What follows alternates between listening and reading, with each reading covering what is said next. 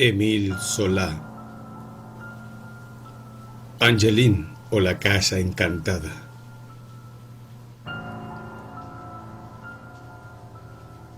Hace cerca de 2 años iba en bicicleta por un camino desierto del lado de Orgeval, más allá de Poissy, cuando la brusca aparición de una vivienda a orillas del camino me sorprendió de tal forma que salté de la bicicleta para contemplarla mejor. Se trataba, bajo el cielo gris de noviembre y el viento frío que barría las hojas secas, de una casa de ladrillo sin gran personalidad, en medio de un vasto jardín plantado de árboles viejos. Pero lo que la hacía extraordinaria, con una rareza arisca que oprimía el corazón, era el horrible abandono en el que se encontraba.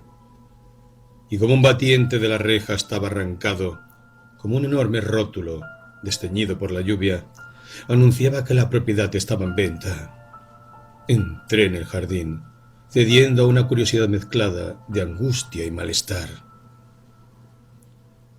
La casa debía llevar deshabitada 30 o tal vez 40 años. Los ladrillos de las cornisas y de los bordes estaban desunidos, invadidos por el musgo y los líquenes. Numerosas grietas cruzaban la fachada, semejantes a arrugas precoces, surcando el edificio aún sólido, pero del que nadie se ocupaba ya en absoluto. Abajo, los peldaños de la escalinata, hendidos por las heladas, invadidos por ortigas y zarzas, se asemejaban al umbral de la desolación y de la muerte. Y sobre todo, la horrible tristeza que provenía de las ventanas sin cortinas, desnudas y glaucas, de las que los chiquillos habían roto los cristales a pedradas, permitiendo ver todas el lúgubre vacío de las habitaciones, como ojos apagados que han permanecido abiertos en un cuerpo sin alma. Luego, a su alrededor, el amplio jardín era una absoluta devastación. El antiguo parterre, apenas visible bajo las crecidas hierbas silvestres, los paseos desaparecidos, comidos por las plantas voraces, los bosquecillos convertidos en selvas vírgenes, una vegetación salvaje de cementerio abandonado en la sombra húmeda de los grandes árboles seculares en los que, aquel día, el viento otoñal, lanzando su triste queja, se llevaba las últimas hojas. Durante largo rato permanecí allí, en medio de aquel lamento desesperado que brotaba de las cosas, con el corazón turbado por un miedo sordo, por una tristeza que aumentaba, retenido, no obstante, por una ardiente compasión, una necesidad de saber y de simpatizar con todo lo que sentía de miseria y de dolor a mi alrededor. Y cuando me decidí a salir, vi al otro lado del camino, en el cruce de dos caminos, una especie de posada, una casucha a la que se ofrecía bebida. Entré decidido a hacer hablar a la gente del lugar. No había allí sino una anciana que me sirvió una caña de cerveza, quejándose. Se lamentaba de estar situada en aquel camino alejado, por el que no pasaban ni 2 ciclistas al día. Hablaba sin parar, contaba su historia. Decía que se llamaba señora Toussaint, que había venido de Vernon con su hombre para hacerse cargo de aquella posada, que al principio las cosas no habían marchado mal, pero que todo iba de mal en peor desde que se había quedado viuda. Y, después de su raudal de palabras, cuando empecé a interrogarla acerca de la propiedad vecina, se puso circunspecta de repente, mirándome con expresión desconfiada, como si yo quisiera arrancarle temibles secretos. Ah, sí, la Sauvagerie, la casa encantada, como dicen por la comarca. Yo no sé nada, señor. No es de mi época. O solo hará 30 años en Pascua que vivo aquí. Y esas cosas se remontan a 40 años. Cuando nosotros llegamos aquí, la casa ya se encontraba más o menos en el estado en la que ve. Los veranos pasan, los inviernos pasan, y nada se mueve, salvo las piedras que caen. En fin, pregunté yo, ¿por qué no la venden, puesto que está en venta? ¿Por qué? ¿Por qué? ¿Qué sé yo? Se dicen tantas cosas. Sin duda terminé por inspirarle confianza. Además, era evidente que estaba deseando repetirme las cosas que se decían.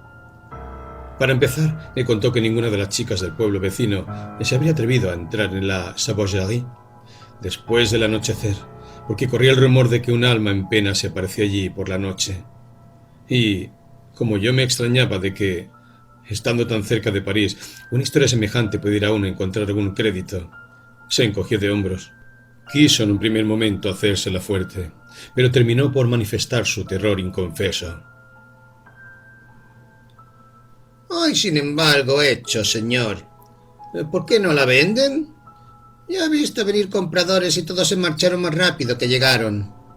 A ninguno de ellos lo hemos visto reaparecer por aquí. Y bien, lo que es cierto es que, desde el momento en que algún visitante se atreve a entrar en la casa, pasan cosas extraordinarias.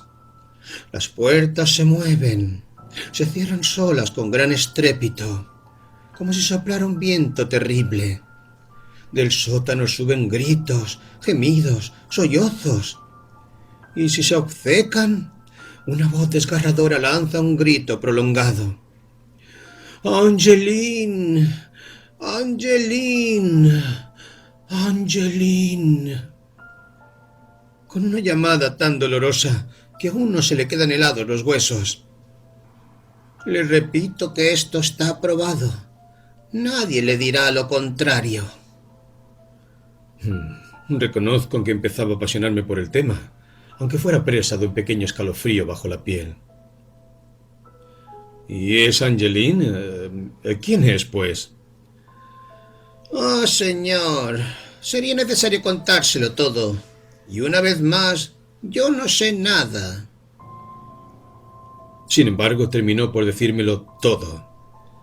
Hacía 40 años, hacia 1858, en el momento en el que el Segundo Imperio Triunfante era una fiesta permanente, M.D.G., que ocupaba un puesto en las Tullerías, perdió su esposa, de la que tenía una niña de unos 10 años, Angeline, un milagro de belleza, vivo retrato de su madre. 2 años más tarde, M.D.G. se había vuelto a casar con otra belleza célebre, viuda de un general, y aseguraban que, desde esa segunda boda, unos atroces celos habían surgido entre Angeline y su madrastra. La una, herida en el corazón al ver a su madre ya olvidada, reemplazada tan pronto en el hogar por aquella extraña. La otra, obsesionada, enloquecida por tener siempre ante ella aquel vivo retrato de la mujer que temía no poder hacer olvidar. La Sauvagerie pertenecía a la nueva señora de G. Y allí, una noche, viendo que el padre besaba apasionadamente a la hija, en su demencia celosa, habría golpeado a la niña de tal manera que la pobre pequeña habría caído muerta, con la nuca fracturada. Luego, lo demás era horroroso. El padre, fuera de sí, aceptaba enterrar él mismo a su hija en el sótano de la casa para salvar a la asesina. El cuerpecito permanecía allí enterrado mientras afirmaban que la chiquilla se encontraba en casa de una tía. Los aullidos de un perro que se empeñaba en arañar el suelo hizo que finalmente se descubriera el crimen, del que las Tullerías se apresuraron a ahogar el escándalo. En la actualidad, el señor y la señora de G estaban muertos, pero Angeline volvía aún cada noche al oír una voz lastimera que la llamaba desde el más allá misterioso de las tinieblas. Nadie me desmentirá, concluyó la señora Toussaint. Todo esto es tan cierto como que 2 y 2 son 4. Yo la había escuchado, despavorido, sorprendido por las inverosimilitudes, pero conquistado, no obstante, por la rareza violenta y sombría del drama. Aquel señor de G. Yo había de hablar de él y quería saber efectivamente que se había vuelto a casar y que un dolor familiar había ensombrecido su vida. ¿Era pues cierto? Qué historia trágica e enternecedora. Todas las pasiones humanas removidas, exasperadas hasta la demencia. El crimen pasional más terrorífico que pudiera verse, Una chiquilla bella como el día, adorada, asesinada por su madrastra y enterrada por su padre en un rincón del sótano. Era demasiado hermoso de emoción y de horror. Yo iba a seguir preguntando, discutiendo. Luego me dije, ¿para qué? ¿Por qué no llevarme en su flor de imaginación popular aquel cuento horroroso? Cuando volví a montar en bicicleta, eché una última ojeada a la Sauvagerie. La noche descendía.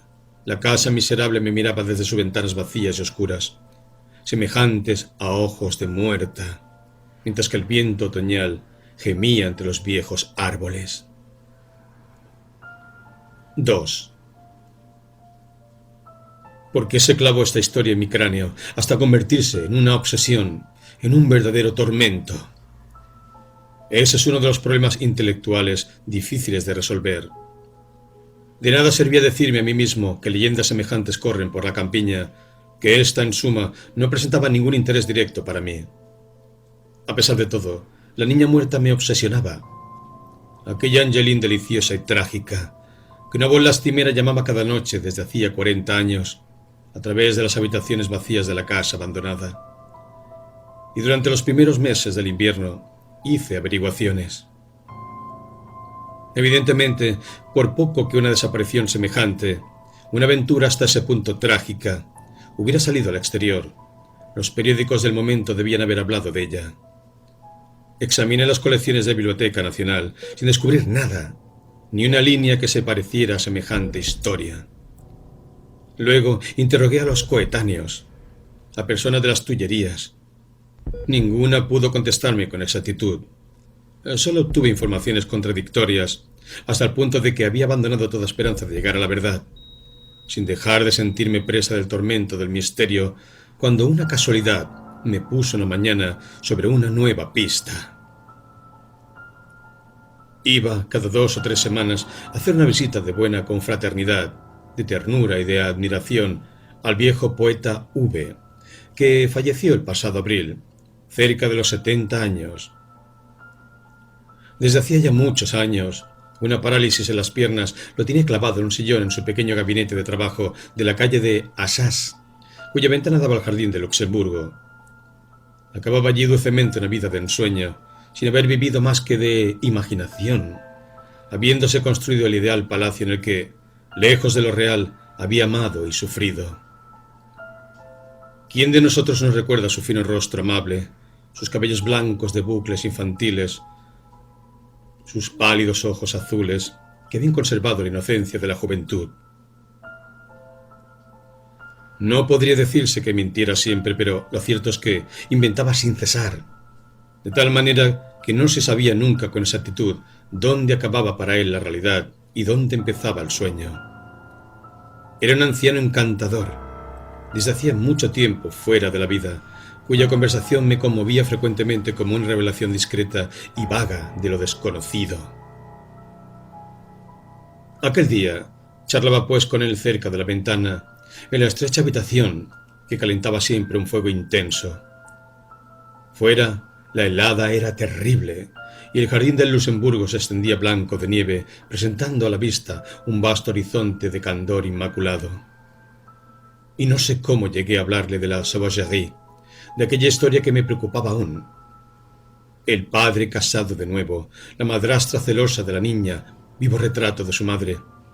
Luego su sepultura al fondo del sótano.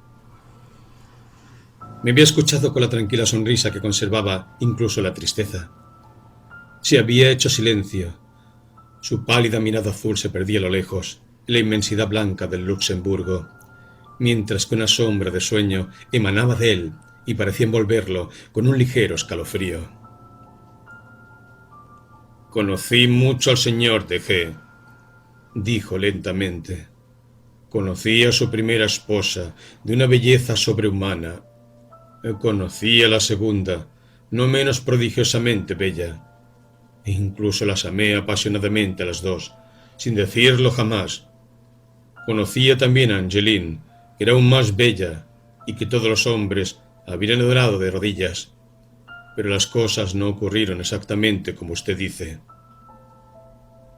Fue para mí una gran emoción. ¿Era la verdad inesperada de la que ya desesperaba? ¿Iba a saberlo todo? En un primer momento no desconfié y le dije: «Ah, amigo mío, qué favor me hace. Por fin mi pobre cabeza va a poder calmarse. Hable rápido, cuéntemelo todo». Pero él no me escuchaba. Su mirada permanecía perdida en la lejanía.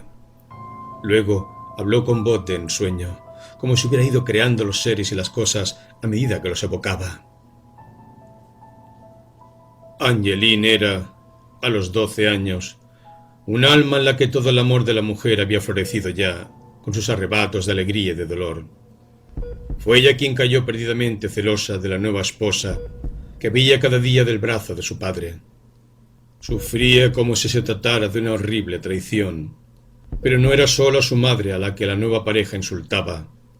Era ella misma la que torturaba y la desgarraba el corazón. Cada noche oía a su madre que le llamaba desde la tumba, y una noche en que sufría demasiado y moría de exceso de amor, para unirse con ella, la chiquilla de 12 años se clavó un cuchillo en el corazón. Yo lancé un grito. «¡Dios santo! ¿Es posible?». «¡Qué espanto y qué horror!», prosiguió sin oírme. Cuando al día siguiente el señor y la señora G encontraron a Angeline en su pequeña cama con aquel cuchillo clavado hasta el mango, en pleno pecho. Estaban en la víspera de marcharse a Italia, y no vi allí más que la anciana doncella que había criado la niña. Ante el terror de que pudieran acusarles de un crimen, ayudados por la doncella, enterraron efectivamente el pequeño cuerpo, pero en un rincón del invernadero que hay detrás de la casa, al pie de un naranjo gigante. Y allí lo encontraron el día en que, muertos ya los padres, la anciana criada contó la historia. Me habían surgido dudas. Lo miraba, presa de inquietud, preguntándome si no se lo estaba inventando. «Pero», le pregunté, «¿cree pues también que Angeline pueda volver cada noche al escuchar el grito desgarrador de la voz misteriosa que la llama?». Esta vez me miró y volvió a sonreír con aire indulgente. «¿Volver? Oh, amigo mío, todo el mundo vuelve. ¿Por qué no quiere que el alma de la querida pequeña muerta habite aún en los lugares en los que amó y sufrió? Si se oye una voz que la llama, es que la vida no ha vuelto a comenzar aún para ella, pero recomenzará, esté seguro de ello, puesto que todo recomienza, nada se pierde, ni el amor, ni la belleza». «Angeline, Angeline, Angeline». Y ella renacerá en el sol y en las flores. Definitivamente, ni la convicción ni la calma se establecían en mí. Mi viejo amigo V, el poeta niño, no me había aportado sino más confusión. Sin duda se lo estaba inventando. No obstante, como todos los videntes, tal vez adivinaba. «¿Es de verdad todo lo que me está contando?», me atreví a preguntarle riendo. Él se animó a su vez. «Por supuesto que es cierto. ¿Es que todo lo infinito no es verdad?». Aquella fue la última vez que lo vi, pues tuve que ausentarme de París un tiempo después. Aún puedo verlo con su mirada soñadora perdida sobre las sábanas blancas del Luxemburgo, tan tranquilo en la certidumbre de su sueño sin fin, mientras que a mí me devoraba la necesidad de establecer para siempre la verdad huidiza. 3. Transcurrieron 18 meses. Yo me había visto obligado a viajar. Grandes preocupaciones y grandes alegrías habían apasionado mi vida, en mitad de la tempestad que nos lleva a todos hacia lo desconocido. Pero siempre, a determinadas horas, oía venir desde lejos y entrar en mí el desolado grito: «Angeline, Angeline, Angeline». Y permanecía temblando, dominado de nuevo por la duda, torturado por el deseo de saber. No podía olvidar. No existía para mí más infierno que la incertidumbre. No puedo decir cómo. Una admirable velada de junio me volví a encontrar en bicicleta por el camino apartado de la Sauvagerie. Había deseado formalmente volver a verla. Era un simple instinto el que me hacía abandonar la carretera y dirigirme hacia aquel lugar. Eran casi las 8, pero el cielo, en los días más largos del año, irradiaba aún, con un ocaso del astro triunfal, sin una sola nube, todo un infinito de oro y azur. Y qué aire ligero y delicioso, qué buen olor de árboles y hierbas, qué tierna alegría en la paz inmensa de los campos. Como la primera vez, ante la Sauvagerie, el estupor me hizo saltar de la máquina. Dudé un instante. No era la misma propiedad. Una bella reja nueva brillaba bajo el sol poniente. Se habían levantado de nuevo los muros de la tapia de la casa, que apenas veía entre los árboles. Parecía haber retomado una alegría risueña de juventud. ¿Era pues la resurrección anunciada? ¿Angelina había vuelto a la vida gracias a las llamadas de la voz lejana? Había permanecido en la carretera, impresionado, mirando, cuando unos pasos lentos cerca de mí me sobresaltaron. Era la señora Toussaint, que traía su vaca de un campo de alfalfa próximo. ¿No tienen miedo, pues, estos?, le dije, señalando la casa con un gesto. Me reconoció y detuvo el animal. ¡Ay, señor! Hay gente que marcharía sobre el buen Dios. Hace ya más de un año que la propiedad fue comprada. Pero es un pintor el que lo hizo, el pintor P. Y ya se sabe, los artistas son capaces de todo. Luego se fue con el animal, añadiendo con un cabeceo: En fin, ya veremos en qué queda esto. El pintor B, el delicado e ingenioso artista que había pintado a tantas amables parisinas. Yo lo conocía un poco. Intercambiábamos apretones de manos en los teatros, en la sala de exposiciones, en los lugares en los que nos encontrábamos. Y de repente, un deseo irresistible de entrar, de confesarme a él, de suplicarle que me dijera lo que sabía de cierto sobre esta Sauvagerie, cuyo aspecto desconocido me obsesionaba. Y, sin reflexionar, sin reparar en mi polvoriento atuendo de ciclista, que la costumbre empieza a tolerar por otra parte, empujé mi bicicleta hasta el tronco mohoso de un viejo árbol. Al escuchar el sonido claro del timbre, cuyo resorte se movía en la reja, un criado acudió al que le entregué mi tarjeta de visita y que me dejó por un instante en el jardín. Mi sorpresa aumentó aún más cuando lancé una mirada a mi alrededor. Habían reparado la fachada. Ya no se veían ni las grietas ni los ladrillos separados. La escalinata, adornada con rosas, se había convertido en un umbral de feliz bienvenida. Y las animadas ventanas reían ahora, comunicaban la alegría existente en el interior, detrás de la blancura de sus cortinas. Y además, el jardín había sido limpiado de ortigas y zarzas. El parterre volvía a ser visible, como un gran ramo oloroso. Los viejos árboles parecían rejuvenecidos en su paz secular por la lluvia dorada de un sol primaveral. Cuando el criado reapareció, me introdujo en un salón comentándome que el señor había ido al pueblo vecino, pero que no tardaría en regresar. Lo habría esperado durante horas. Me entretuve examinando la habitación en la que me hallaba, instalada lujosamente con mullidas alfombras, cortinas y guardapuertas de cretona, conjuntadas con el amplio diván y los grandes sillones. Aquellos cortinajes eran tan grandes que me sorprendió entrar en un espacio tan oscuro. Luego la oscuridad se hizo completa. No sé cuánto tiempo tuve que permanecer allí. Se habían olvidado de mí, sin traer siquiera una lámpara. Sentado en la oscuridad, me había puesto a revivir toda la historia trágica, abandonándome a la ensoñación. Angeline había sido asesinada. Se había clavado ella misma un cuchillo en mitad del corazón.